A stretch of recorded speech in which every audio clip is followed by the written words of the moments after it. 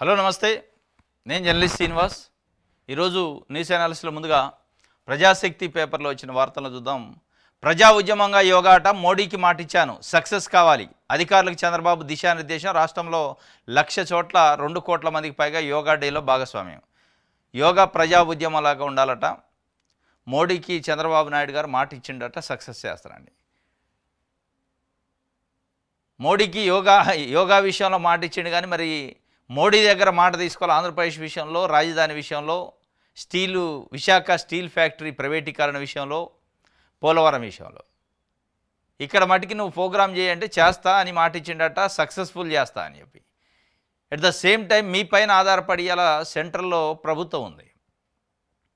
పోలవరం విషయంలో కానీ, అమరావతి కానీ, ఆ రెండింటికి తేవాల్సిన నిధుల విషయంలో ఎందుకో మరి మాట ఇచ్చే కార్యక్రమం, మాట తీసుకునే కార్యక్రమం, గట్టిగా అడిగే కార్యక్రమం చేయట్లే. ఆయనకే మాటలు ఇస్తాను కానీ ఈయన మాట తీసుకోవట్లే. అక్కడ యోగా వల్ల ఒక ప్రజా ఉద్యమం లెక్క రావాలట. ప్రజా ఉద్యమం లెక్క యోగా వస్తే మంచిదేలే, కానీ దాంతోపాటు ప్రజల అభివృద్ధి కూడా అట్లే ఉండాలి.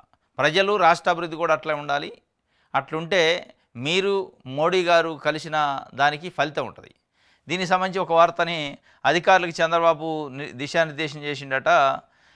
యోగాను రాష్ట్రంలో ప్రజా ఉద్యమంగా తీర్చిదిద్దన్నట్టు ముఖ్యమంత్రి చంద్రబాబు నాయుడు గారు తెలిపారు. ఈ నెల 21న విశాఖ వేదిక అంతర్జాతీయ యోగా డే వేడుకలు జరుగుతుండటం, ప్రధాని హాజరు కానుండటం నేపథ్యంలో ఆ ఏర్పాట్ల పరిశీలనకు సీఎం సోమవారం విశాఖకు ఇచ్చేశారు.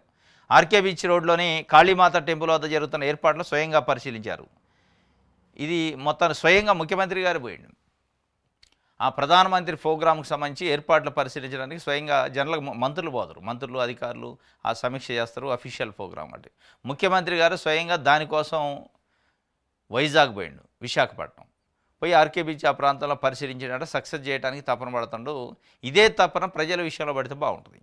ఇదే తపన ప్రజలకు ఇచ్చిన హామీల విషయంలో పడితే బాగుంటుంది. కొన్ని అమలు చేస్తాను అనుకోండి, ఇంకా చాలా విషయాల్లో వెనకబడి ఉన్నాం మనం. అంటే రాజధాని, పోలవరము, విశాఖ స్టీల్ ఫ్యాక్టరీ కార్మికులకు సంబంధించి ఇది ఒక వార్త ఇచ్చారు. ఇంకోటి, తల్లికి వందనంలో అంగన్వాడీ ఆశాలకు కోత, ఆదాయ పరిమితి లోపే ఉన్న అమలు చేయని ప్రభుత్వం.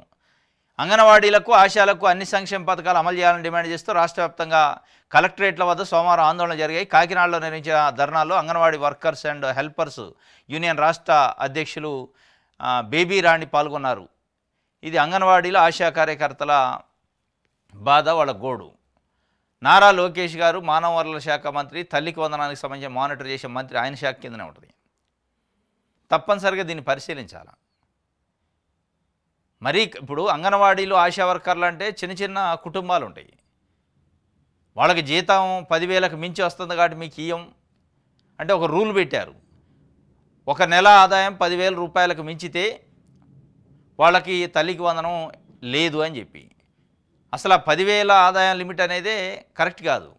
ఇప్పుడు పెరిగిన మీరు చెప్తున్న జీడీపీలు, జిఎస్డిపిలు, ఆదాయ వనరులు పెరిగినాయి అనే దాని ప్రకారం కనీసం 2.5 లక్షల మినిమం ఆదాయ పరిమితి ఉండాలి. దానికంటే తక్కువ ఉండకూడదు. ఒక నెలకు ఒక 10,000 అంటే 1,20,000 ఆదాయ పరిమితితో మీరు తల్లికి వందనం ఇస్తారంటే అన్యాయం జరగదు. ఏముంటుంది, ఆశా వర్గాలు చిన్న చిన్న కుటుంబాలు 10,000 జీతం, అంగన్వాడీ హెల్పర్లకు 7,000 జీతం, అంగన్వాడీ టీచర్స్ వాళ్ళైతే 11,000 చేంజ్ జీతం ఉంటుంది. వాళ్ళకి అది చూపించి మీరు ఇవాళ తల్లికి వందనం కోత వేస్తారంటే వాళ్ళ కడుపుని కొట్టినట్టయింది, పొట్టమే కొట్టినట్టయింది. తప్పనిసరిగా వాళ్ళకి ఇవ్వాలి. వాళ్ళు మొత్తం కలిపినా ఒక 3-4 లక్షల మంది ఉంటారు, అంతకంటే ఎక్కువ ఉంటారు. 3-4 లక్షల మంది, 1,50,000 మంది అనుకుంటా. ఇది తల్లికి వందనం పథకంలో అంగన్వాడీ టీచర్లు, వర్కర్లు, ఆశా వర్కర్లకు రాష్ట్ర ప్రభుత్వం కోత విధించింది. రాష్ట్ర ప్రభుత్వం విధించిన ఆదాయ పరిమితికి లోబడే ఉన్న అమలు చేయకుండా ఫ్రీ స్కీమ్ వర్కర్లుగా పనిచేస్తున్న తల్లులు నిరాశపరిచింది. రాష్ట్రంలో ఆశా, అంగన్వాడీలు కలిపి సుమారు 1.5 లక్షల మంది ఉన్నారు. వీరంతా పేద, బడుగు, బలహీన వర్గాల ప్రజలే. రాష్ట్ర ప్రభుత్వం ఈ పథకానికి నెలకు ఆదాయ పరిమితి గ్రామాల్లో 10,000, పట్టణాల్లో 12,000గా విధించింది. అయితే అంగన్వాడీ టీచర్లకు నెలకు 11,500, వర్కర్లకు 7,000, ఆశా వర్కర్లకు 10,000 చొప్పున మాత్రమే రాష్ట్ర ప్రభుత్వం వేతనం కింద అందిస్తుంది. ఇది అంగన్వాడీ టీచర్లకు 11,500 అట, అంగన్వాడీ వర్కర్లకు 7,000, ఆశా వర్కర్లకు 10,000. ఈ ముగ్గురు కలిపినా కానీ అంగన్వాడీ టీచర్లకి, ఆశా వర్కర్లకే 10,000 ఉంది, హెల్పర్లకి అయితే 7,000 ఉంది. ఈ 11,000 అయినా, 11,500 అయినా, 10,000 అయినా, 7,000 అయినా, 15,000 అయినా ఆదాయం ఎట్లయితే? అది ఆదాయం అంటే ఏంది? ఖర్చులు పోను మిగిలింది ఆదాయం. మీరు 11,500 ఒక అంగన్వాడీ టీచర్కి ఇస్తారు. దాంట్లో వాళ్ళ ఖర్చులేంది, వాళ్ళు రానుపోని ఛార్జీకి ఒక 2-3 వేలు పోతాయి వేరే దగ్గర నుంచి రావాలంటే. లేదు అక్కడ ఉన్న వాళ్ళ కుటుంబం ఇదంతా ఖర్చులు పోతే 2-3 వేలు కూడా మిగలవు పొదుపు చేసుకోవడానికి. దాన్ని ఆదాయం ఎట్టంటారు? ఆదాయం అంటే వచ్చిన జీతంలో ఖర్చులు పోను మిగిలితే దాన్ని ఆదాయం అంటారు. ఆ లెక్కను చూసుకోవాలి ఇట్లాంటి చిన్న ఎంప్లాయీస్కి. తప్ప జీతం 10,000 ఉంది కాబట్టి ఈయన అనేది దీనిపైన తప్పనిసరిగా, ఎందుకంటే 1,50,000 కుటుంబాలకు సంబంధించిన విషయం ఇది. 1,50,000 కుటుంబాల్లో ఒక్కొక్క అంగన్వాడీ కార్యకర్త ఎస్సీలు, ఎస్టీలు, బీసీలు, మైనార్టీలు, బడుగు బలహీన వర్గాల కుటుంబాలకు సంబంధించిన వాళ్ళు ఎక్కువ ఉంటారు. అంగన్వాడీలో ఆశా వర్కర్లుగా పనిచేసేటోళ్ళు వాళ్ళు చాలా అద్భుతమైన సర్వీస్ వాస్తవంగా ఆశా వర్కర్లది వీళ్ళదైతే. ఇల్లు తిరిగి మెడిసిన్స్ అవి పంపిణీ చేస్తూ ఉంటారు. చాలా అద్భుతమైన సర్వీస్. వాళ్ళు చేసే సర్వీస్కి ఆ జీతానికి సంబంధం లేదు. చాలా తక్కువ జీతం వాళ్ళ సర్వీస్కి పోల్చితే. అయినప్పటికీ వాళ్ళకి ఇట్లాంటి చిన్న చిన్న స్కీములు కూడా మీరు ఉద్యోగస్తులు కాబట్టి ఇయ్యనంటే, అంటే 80,000 జీతం వచ్చే టీచర్ని ఈ అంగన్వాడీ 10,000 వచ్చే అంగన్వాడీని ఒకటే ఘాటన కడితే ఏందన్నట్టు? ప్రభుత్వ ఉద్యోగికి రావట్లా, వీళ్ళకే రావట్లా. వీళ్ళు ప్రభుత్వ ఉద్యోగులు కాదు, వీళ్ళకి అంత జీతం లేదు. వీళ్ళకి వచ్చే జీతం పిల్లల ఖర్చులకే సరిపోదు. ప్రతి అంగన్వాడీ టీచర్కి, ఆశా వర్కర్కి, అంగన్వాడీ హెల్పర్ పిల్లలకి తప్పనిసరిగా పిల్లలు చదువుకునే వాళ్ళు ఇంటర్మీడియట్ లోపు వాళ్ళే ఉంటారు. ఆ ఏజ్ గ్రూప్లో ఎక్కువ మందికి. వాళ్ళు కూడా ఎస్సీ, ఎస్టీ, బీసీ, మైనార్టీలు ఉంటారు, బడుగు బలహీన వర్గాలు ఉంటారు. వాళ్ళపైన తప్పనిసరిగా వాళ్ళ వాళ్ళ వాళ్ళ ఇష్యూని నారా లోకేష్ గారు వాళ్ళ బాధలను ఆలకించాలి, వాళ్ళ గోడు వినాలి. ఈయన వాళ్ళని రెక్టిఫై చేస్తే, ఎందుకంటే ఇదే స్కీమ్గా, ఈ ఒక్క స్కీమే కాదు, చాలా స్కీములకి వాళ్ళని దూరం చేసే కార్యక్రమం చేస్తున్నారు. కాబట్టి ఆ ఇన్కమ్ సర్టిఫికేట్ లిమిట్ని 2 లక్షలు, 2.5 లక్షలు గ్రామాలకి పెడితే బాగుంటుంది. ఇది అంగన్వాడీలకు సంబంధించి ఆంధ్రప్రభ. రియల్ పరుగులట, అమరావతిలో భూమి వచ్చిందట. రియల్ అంటే రియల్ ఎస్టేట్ పరుగులు పెడుతుందట. పరుగు మరి ఎడిపోతుందా? వైజాగ్కి వెళ్ళిపోతుందా, అమరావతిలోనే ఉంటుందా, లేకపోతే విజయవాడ పోతుందా, కర్నూలు పోతుందా? ఈ పరుగులు అనే పేపర్లలో రాస్తారు కానీ ఆడ పరుగులు, భూమి లేదు. భూమి మొత్తం పడిపోయింది వాస్తవంగా. రియల్ ఎస్టేట్ భూము అమరావతిలో కూడా అనుకున్న స్థాయిలో రాలే. చంద్రబాబు నాయుడు గారు 2024లో జూన్ 12 ముఖ్యమంత్రి అయిన తర్వాత, తెలుగుదేశం పార్టీ విజయం సాధించిన తర్వాత కూటమి రియల్ ఎస్టేట్లో అమరావతి ఆ పరిసర ప్రాంతాల్లో చాలా పెద్ద ఎత్తున భూమి వస్తుంది అనుకున్నారు. కానీ అనుకున్న స్థాయిలో, ఊహించిన స్థాయిలో రాలే. కానీ పరుగులని పెట్టిస్తారు. భూమి అయితే వచ్చిందట. భవిష్యత్ ధరలపై మరింతగా ఆశలు. కొత్త ప్రాజెక్టులు, 2వ విడత భూ సమీకరణపై సర్కార్ ఫోకసు. ఆచితూచి అడుగులేస్తున్న రైతులు. పరుగులు పెడితే మంచిదే కానీ ఇంకా పరుగు అయితే లేదు. రైట్. పులివెందల రాజకీయం చేస్తే తోక కత్తిరిస్తా, వైసీపీ నేతలకు హెచ్చరిక. టీడీపీ కార్యకర్తలు అలక్కుండా చూసుకుంటా. పులివెందల రాజకీయాలు చేస్తే తోక కత్తిరిస్తారట. వైసీపీ నేతలకు హెచ్చరిక జారీ చేసిండు చంద్రబాబు నాయుడు గారు. ఇప్పుడు పులివెందల రాజకీయమా, ప్రజా రాజకీయం చేయాలా? పులివెందల రాజకీయమో, కుప్పం రాజకీయమో, లేకపోతే పిఠాపురం రాజకీయమో కాదు. చేయాల్సిన రాజకీయం ఎక్కడ చేసినా రాజకీయ నాయకుడు, రాజకీయ పార్టీ ఏం రాజకీయం చేయాలా? ప్రజల కోసం రాజకీయం చేయాలి. చేస్తే ఏం కాదు. అంటే ప్రజల కోసం రాజకీయం చేస్తే దాన్ని పులివెందల రాజకీయం అనో, కుప్పం రాజకీయం అనో, పిఠాపురం రాజకీయం అనో అంటానికి లేదు. అంటే పులివెందల రాజకీయం అంటే ఎట్లా ఉంటుంది? అది వేరేగా ఉంటుందా? అంటే చంద్రబాబు నాయుడు గారు చెబుతాడు, పులివెందల రాజకీయం చేస్తే తోక కత్తిరిస్తా, లేదంటే తల్లికి వందనం రాలేదంటే ఎవరన్నంటే నాలికలు కత్తిరిస్తా, నోళ్ళు మూయిస్తా. ఈ కొంచెం ఎమోషనల్గా, ఎందుకంటే చంద్రబాబు నాయుడు గారు అంటే ఆయన దానికి విరుద్ధంగా మాట్లాడుతాడు. సహజంగా ఆయన వ్యవహరించే తీరుకు విరుద్ధంగా ఈ మధ్య నాలికలు కత్తిరిస్తా ఇట్లాంటి రావు జనరల్గా ఆయనకి. తోకలు కత్తిరిస్తా, తొక్కి పడేస్తా, ఇట్లాంటివి మాట్లాడతాను. నారదీస్తా, తాటదీస్తా అని. అంటే దీని అంతటా కారణం ఏంటంటే చంద్రబాబు నాయుడు గారు ఏదో ఒక అసౌకర్యానికి గురవుతుండు, ఇన్కన్వీనియంట్గా ఉండు, కన్వీనియంట్గా లేడు. ఏదో అసంతృప్తి, ఏదో తెలవని వెలితి, ఏదో బాధ, ఏదో గుంజులాట, ఏదో ఆందోళన లోపల అనిపిస్తుంది. దీనికి కారణం ప్రధానంగా ఈ మధ్యకాలంలో మాజీ ముఖ్యమంత్రి వైఎస్ జగన్మోహన్ రెడ్డి గారు 2-3 మీటింగ్లు సక్సెస్ అయినాయి. మీటింగ్లు మీన్స్ అనేక ప్రజా ఉద్యమాలకు సంబంధించి తెనాలి పరామర్శ కానీ, మొన్న పొదల్లో పొగాకు రైతులకు సంఘీభావంగా వచ్చిన ఆ ర్యాలీ కానీ, ఆ నిరసన ర్యాలీ కానీ పెద్ద ఎత్తున ప్రజల నుంచి స్పందన. అది కూడా ఆ స్పందన కూడా ఏదో పబ్లిక్ మీటింగ్కి వచ్చినట్టు పైసలు ఇచ్చి డబ్బులు ఇచ్చి ప్రజల్ని తీసుకొచ్చినట్లేదు. అభిమానంతో స్వతహాగా సొంతంగా వాళ్ళే జగన్మోహన్ రెడ్డి దగ్గరికి వెళ్ళాలి, జగన్మోహన్ రెడ్డి చూడాలనే ఒక ఉద్దేశంతో వచ్చినట్టు కనిపిస్తుంది. చూస్తే ఆ విజువల్స్ అది చూస్తే వాళ్ళ ఆనందం, వాళ్ళ సంతోషం, వాళ్ళ ప్రేమ, అభిమానం. ఆ స్థాయిలో ఒక రాజకీయ నాయకుడి పైన ప్రేమ, అభిమానము, ఆనందము ప్రజలకి కలిగింది అంటే అది ఆ ఎఫెక్ట్ ఇంకో పార్టీకి ఇబ్బంది. అది తెలుగుదేశం పార్టీకి ఇబ్బంది ఉంటుంది. కాబట్టి నువ్వు వచ్చి పులివెందుల్లో చేసుకో తప్ప బయట ఎక్కడ రాజకీయం చేయొద్దని ఇండైరెక్ట్గా హెచ్చరించినట్టుంది. మరి ఇది అంటే ఆయన ఒక ప్రతిపక్ష పార్టీకి అధ్యక్షుడు, 5 సంవత్సరాలు ముఖ్యమంత్రి చేసిండు. రాష్ట్రంలో ఎక్కడైనా ఏ కాన్స్టిట్యున్సీలో అయినా రాజకీయం చేయొచ్చు, అది రాజకీయ పార్టీ అధ్యక్షుడు ఆయన. నువ్వు పులివెందులకే పరిమితంగా, నువ్వు పులివెందుల ఎమ్మెల్యే కాబట్టి పులివెందుల రాజకీయాలు చేయడం అంటే పులివెందుల రాజకీయాలు వేరే ఉండవు. పులివెందులైనా ఇంకోటైనా ఒకటే ఉంటుంది రాజకీయం. అయితే ఈ మధ్యకాలంలో పొదిలి లాంటి మీటింగులలో సక్సెస్ కావటం జగన్మోహన్ రెడ్డి అది కొంత కంటగింపుగా, బాధగా, కొంత ఆందోళనగా చంద్రబాబు నాయుడు గారిలో ఉంది. మనం ఇంత మెజార్టీతో గెలిచిన ఏంటి ప్రజలు 40% ఓటింగ్ ఇచ్చారు, దాని తర్వాత మనం అధికారంలోకి వచ్చి అనేక స్కీములు అమలు చేస్తున్నాం. ప్రజలు ఇక జగన్మోహన్ రెడ్డి అనే వ్యక్తిని మర్చిపోతారని, జగన్మోహన్ రెడ్డి గురించి మాట్లాడరని, జగన్మోహన్ రెడ్డిని ఫాలో గారేమో అనుకుంటే మనం ఒకవైపు స్కీములు అమలు చేస్తూనే ఉన్నాం, ఇంకొక వైపు ఆయనకు కూడా ఫాలో అవుతున్నారు. ఏంటి పరిస్థితి అనే విషయంపైనే ఆందోళన ఉన్నట్టుంది. అందుకే కత్తిరిస్తా తోక అంటుండు. ఇక దాంట్లో భాగంగానే రేపు జగన్మోహన్ రెడ్డి పర్యటన ఉంది పల్నాడు జిల్లాలో సత్తెనపల్లిలో. దాన్ని అడ్డుకునే ప్రయత్నం చేస్తారు. పొదిలి ఇష్యూ చూసిన తర్వాత పొదిలిలో 40,000 మంది సుమారుగా వచ్చారు అని జగన్మోహన్ రెడ్డి వైఎస్ఆర్సీపీ చెబుతుంది. లేదు 15,000 మంది వచ్చారని స్వయంగా చంద్రబాబు నాయుడు గారు ముఖ్యమంత్రి ఒప్పుకున్నారు. అంటే 15,000 రావడం కూడా గొప్పే. మరి ఒకళ్ళు నిజంగానే వాళ్ళు అన్నట్టు అనుకున్న ఒక నిరసన కార్యక్రమానికి. మరి ఆ స్థాయిలో ఎక్కడికి జగన్మోహన్ రెడ్డి బయటికి పోయిన ఇదే స్థాయిలో పబ్లిక్లో ఒక వేవ్ వస్తే అది ప్రమాద గంటికలు మోగిస్తే మన పార్టీకి అని చెప్పి ఇప్పుడు ప్రభుత్వంలో ఉన్న అధికారంలో ఉన్న తెలుగుదేశం పార్టీ అడ్డుకునే ప్రయత్నం చేస్తుంది టూర్న్ అని వైఎస్ఆర్సీపీ అంటుంది.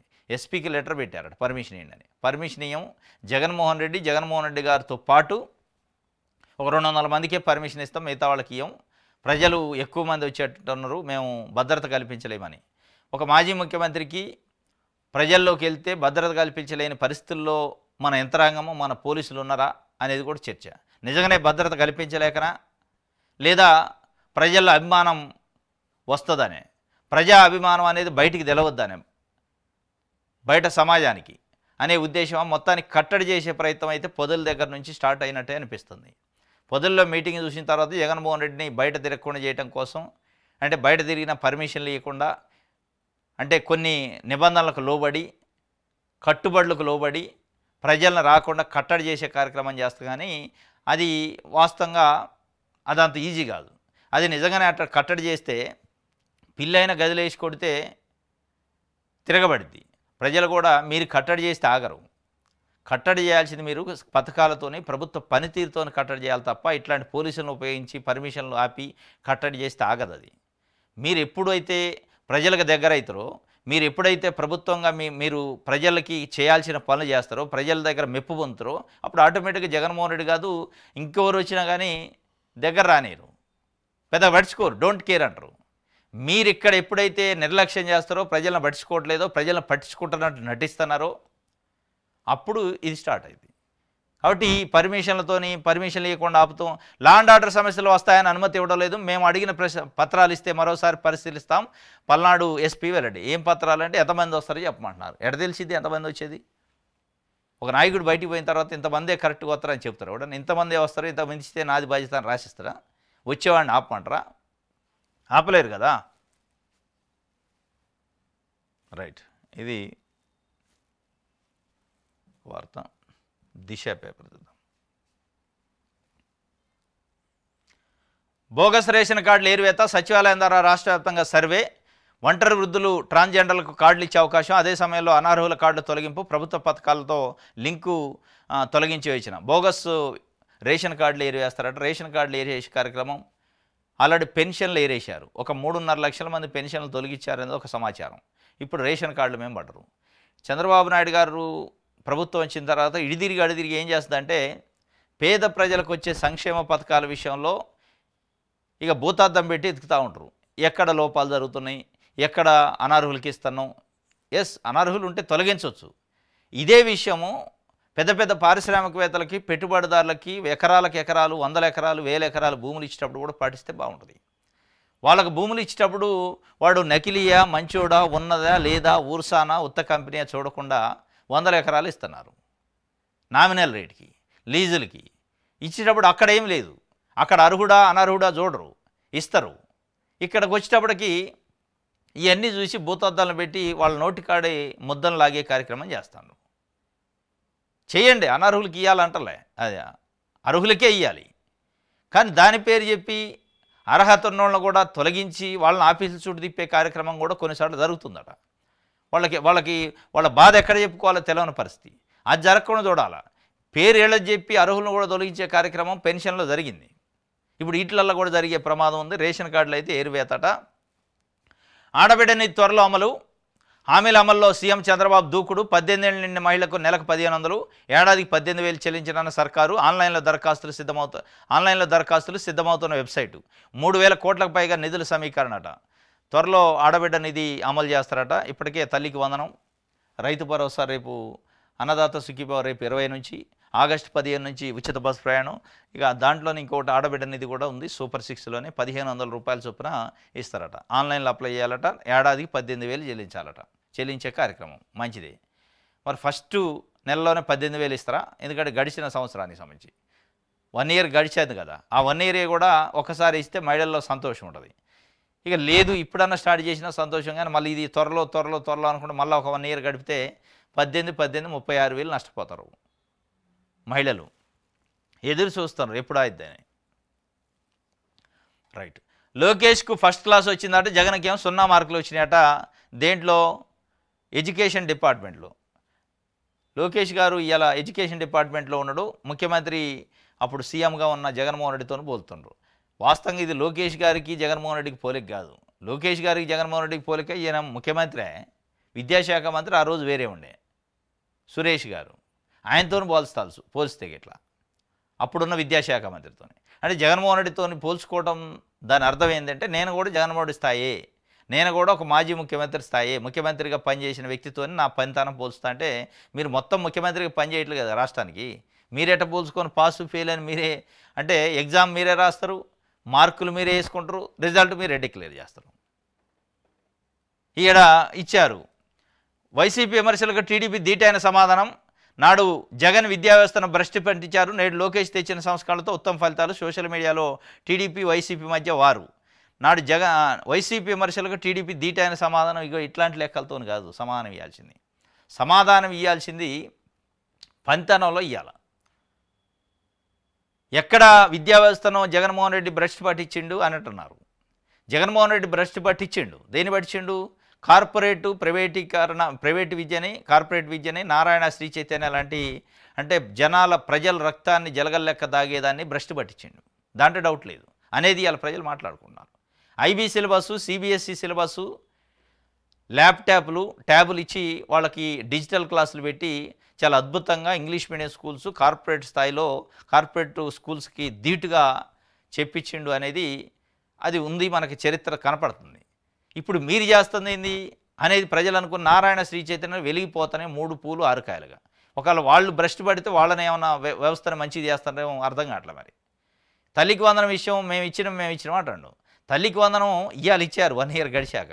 అసలు ఆ తల్లికి వందనం అనే స్కీము ప్రారంభానికి ఆద్యుడు ఎవరు? జగన్మోహన్ రెడ్డి కదా. గతంలో ఇప్పుడు ఇవ్వలేదు కదా. మీరు గతంలో కూడా మంత్రిగా పనిచేశారు, మీ నాయన ముఖ్యమంత్రికి పనిచేసాడు. ఎప్పుడని ఇచ్చారా? ఎందుకు ఇవ్వాలని ఎందుకు ఇస్తున్నారు అంటే అమ్మఒడి అనేది జగన్మోహన్ రెడ్డి పెట్టిండు కాబట్టి దానికి పేరు మార్చి కాస్త ఎక్కువ మంది పిల్లలకి ఇస్తామని చెప్తే ఓట్లు వేస్తారా అని చెప్పి వేయించుకున్నారు కాబట్టి ఓట్లు. అది కూడా 1 ఇయర్ గడిచిన తర్వాత ఇస్తున్నారు.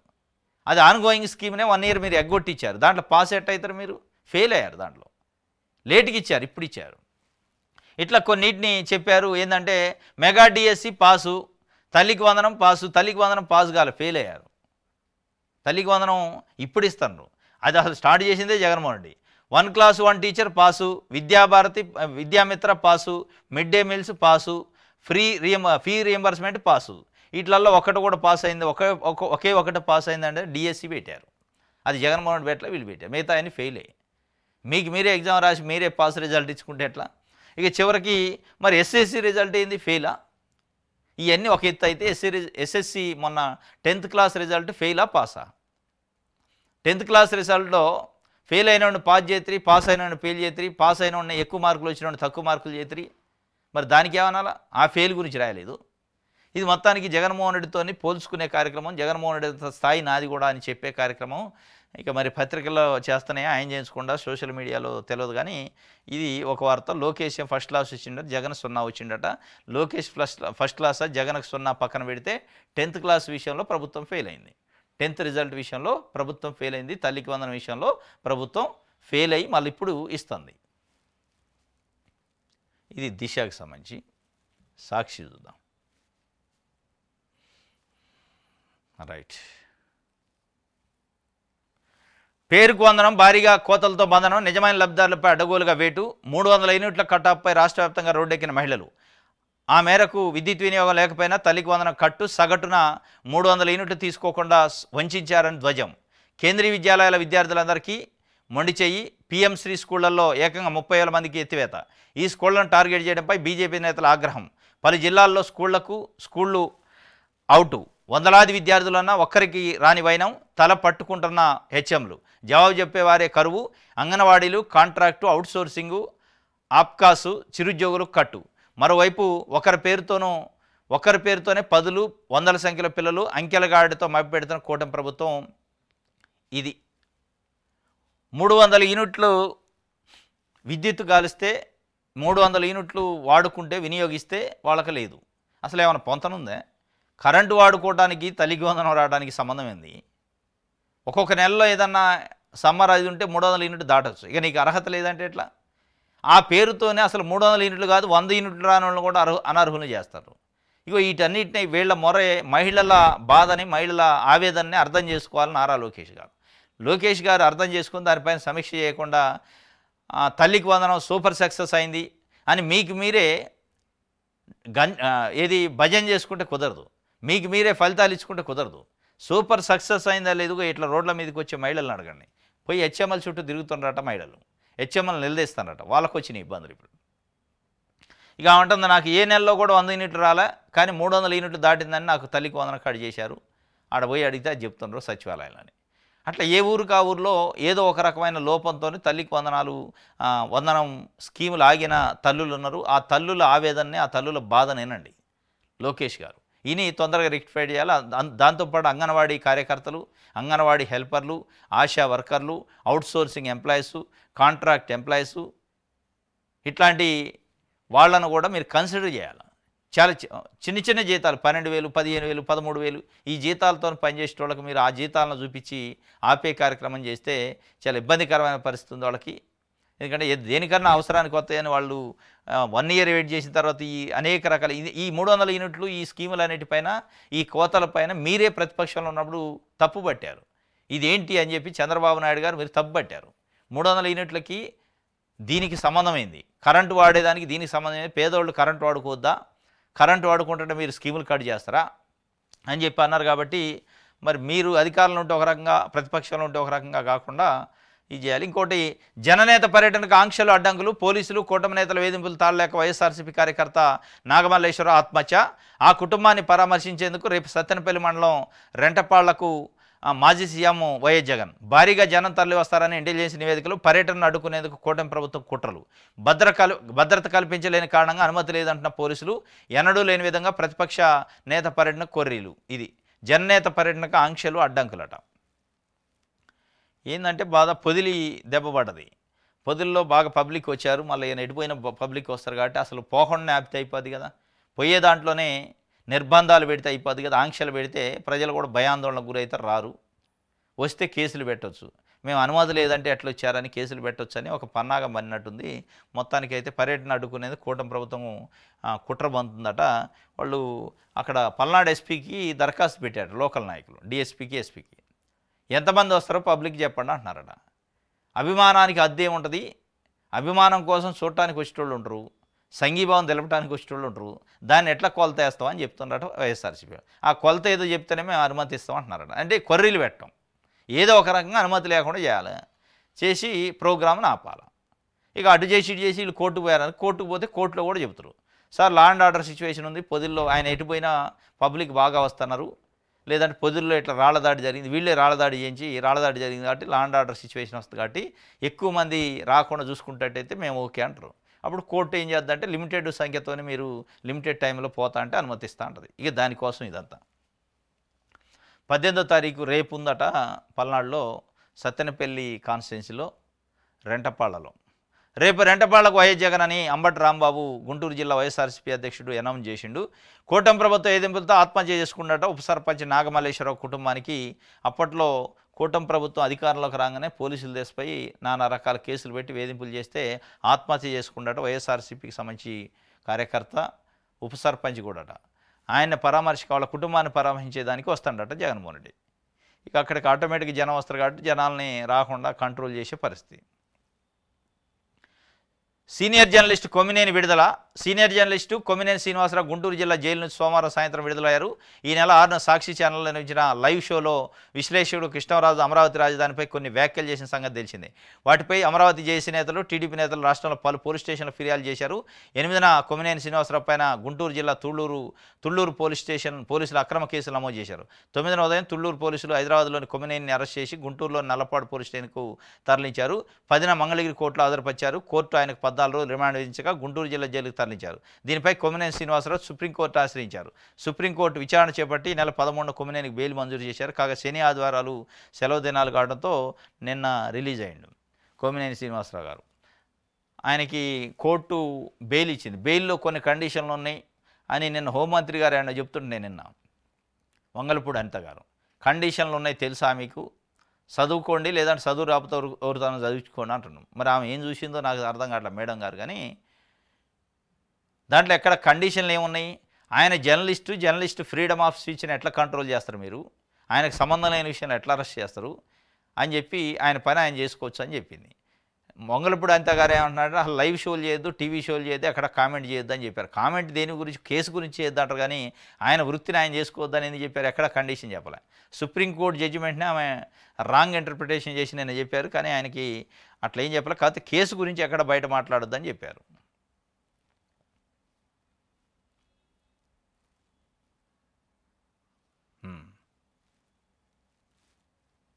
ఇది సాక్షి. ఆంధ్రజ్యోతి చూద్దాం. ఆమెను చెట్టుకు కట్టేసి అప్పు తీర్చాలంటూ వేధింపులు, భర్త తీసుకుని రావడానికి భార్యకి శిక్ష. చిత్తూరు జిల్లా కుప్పంలో దారుణం. సీఎం గారి ఇలాకాలోనే నారా చంద్రబాబు నాయుడు గారి నియోజకవర్గం కుప్పంలో అప్పు కోసం అప్పు తీర్చలేదని భర్త తీసుకున్న అప్పు భార్యను తీర్చమని భార్య కనపడితే చెట్టుకు కట్టేసినట్టు ఒక ఆయన చెట్టుకు కట్టేసిన దృశ్యాలు, ఆమె బతిలాడుతున్న దృశ్యాలు, ఆమె పైన వచ్చి దాడి చేసే ప్రయత్నం ఇవన్నీ చేశారంటే ఎవరో పోలీసులకు సమాచారం ఇస్తే పోలీసులు వచ్చి తీసిపోయారట. చిత్తూరు జిల్లా కుప్పం మండలం నారాయణపురంలో శిరీష అట ఆమె పేరు. ఇట్లాంటి ఇప్పుడు కూడా ఇంత ఆధునిక కాలంలో కూడా ఇట్లాంటి అనాగరికమైన కోర్టులు ఉన్నాయి, పోలీస్ స్టేషన్లు ఉన్నాయి, చట్టాలు ఉన్నాయి, చట్ట పరిధిలో వసూలు చేసుకోవచ్చు. లేదు కనీసం గ్రామాల్లో పెద్దలు ఉంటారు, వాళ్ళకి చెప్పాను ఏదైనా మాట్లాడి చేసుకోవచ్చు. కానీ ఈ పరిస్థితి చెట్టుకు కట్టేసి ఒక మహిళని మళ్ళా ఇలా ఈ రాష్ట్రానికి హోంమంత్రి మహిళ, ఈ రాష్ట్రానికి ముఖ్యమంత్రిగా ఉన్న చంద్రబాబు నాయుడు గారు మహిళలంటే నాకు అపారమైన గౌరవం, మాకు మహిళల్ని మేము ఇట్లా అట్లా అని కించపరచడం చాలా అద్భుతంగా చూసుకుంటాం అంటారు. మరి ఇదేంది? మీ సొంత కాన్స్టిట్యున్సీలో మీ మండలంలో జరిగింది. అది చెట్టుకు కట్టేసి పాపం వేధింపులకు గురి చేశారు. సరే దీంట్లో పొలిటికల్ లేకపోవచ్చు, కానీ ఇది ఎంత ఉన్నా ముఖ్యమంత్రి గారి కాన్స్టిట్యున్సీ జరగటం చాలా దురదృష్టం. మళ్ళీ మొదలెట్టారట డి పట్టా భూములపై ఏసీపీ డీల అమలుకు యత్నాలు. పెందుర్తిలో ఆ భూములపై నాడు వైసీపీ పెద్దల కన్ను. ఫ్రీ హోల్డ్ జీవో వస్తుందని తెలిసి 100 ఎకరాలకు అప్పట్లో అనధికారిక ఒప్పందాలు, 50 ఎకరాలు అడ్వాన్స్ ఇచ్చిన అప్పటి ఉన్నతాధికారి. ఎన్నికల కోడ్ రావడంతో ఆగిన ఫ్రీ హోల్డ్ ప్రక్రియ. కూటమి రావడంతో తన డబ్బులు రాబట్టుకునే యత్నం సహకరిస్తున్న రాష్ట్ర స్థాయి ఉన్నతాధికారి. పెందుర్తి మండలం ఎస్ఆర్పురంలో డి పట్టా భూములు తోక్ కట్ చేస్తా అంటుండు. మరి ఏడు చేయాలి కదా, మళ్ళీ మొదలు పెట్టారట. మళ్ళీ మొదలు పెట్టడానికి వైఎస్ఆర్సీపీ మళ్ళీ అధికారంలోకి వచ్చేది. నిజంగానే అధికారంలోకి వస్తే వాళ్ళు అప్పుడు చేశారు, దాన్ని కంటిన్యూ చేస్తున్నారు. మీరు పదే విధ్వంసం నుంచి వికాసం వైపు తీసిపోతాను రాష్ట్రాన్ని చంద్రబాబు నాయుడు గారు. అనేక వ్యవస్థలు ధ్వంసమైన వాటిని కాపాడుతానంటాడు. మరి కాపాడేటోడు మళ్ళీ మొదలెట్టయింది. ఇది ఆయన కాపాడుతాడు కదా. విధ్వంసం నుంచి వికాసం వైపు తీసిపోయే ముఖ్యమంత్రి గారు ఉన్నాక మళ్ళీ మొదలెట్టయింది. దాంట్లో వైఎస్ఆర్సీపీ నాయకులది పెత్తనం ఎట్లా స్టార్ట్ అవుతుంది, ఎట్లా వచ్చింది, అధికారులు ఎట్లా కోఆపరేట్ చేస్తున్నారు అంటే చంద్రబాబు నాయుడు గారి చేతులు లేదా ప్రభుత్వం? ఇవ్వాల అధికారుల చేతిలో ఉందా, లేదా వైసీపీ నాయకుల చేతిలో ఉందా?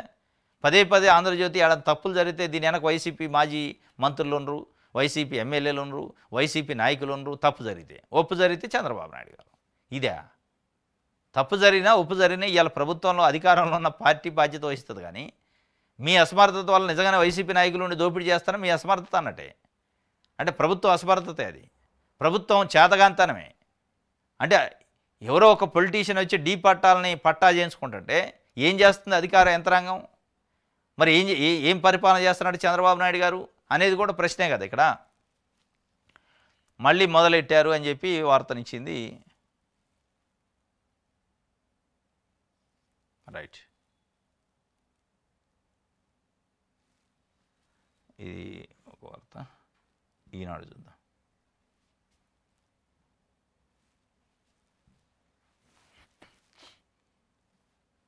తిరుమల అట ఏదో యాడ్, ఏది నీట్ ఎగ్జామ్. మొన్న నారాయణ శ్రీ చైతన్య బాధుడు బాధారు, ఆ భజన ఇవాళ ఈ భజన. దీంట్లో కూడా మళ్ళీ 1వ ర్యాంకులే ఉంటాయి. వాళ్ళవి 1వ ర్యాంకులే, వీళ్ళవి 1వ ర్యాంకులే, అన్నీ సేమ్ ర్యాంకులు ఉంటాయి, సేమ్ పిల్లలు ఉంటారు. వీళ్ళని చూసి జాయిన్ కావాలా. రైట్, ఆరోగ్య రంగంలో గేమ్ చేంజర్ అంటే యోగా. ముఖ్యమంత్రి చంద్రబాబు నాయుడు గారు ఏ ప్రోగ్రాం వచ్చినా, పర్యావరణ దినోత్సవం వచ్చినా గేమ్ చేంజర్ అంటాడు, యోగా దినోత్సవం వచ్చినా గేమ్ చేంజర్ అంటాడు. ఇది వస్తే కూడా ఇంకేది వచ్చినా గేమ్ చేంజరే. అన్నీ గేమ్ చేంజర్లే, కానీ చేంజ్ కావట్లేదు. ప్రజల జీవితాల్లో చేంజ్ లేదు, అన్నీ గేమ్ చేంజర్లే చేస్తారు. అయిపోయింది, అద్భుతాలు జరిగిన అంటున్నారు, కానీ ఎక్కడ అద్భుతాలు జరిగినట్టు లేదు, చేంజ్ అయినట్టు లేదు. ఇది ఈనాడుకు సంబంధించి. ఎస్, ఇది ఈరోజు న్యూస్ అనాలిసిస్. రేపు తాజా వార్తలతో తిరిగి కలుసుకున్నాం. Thank you.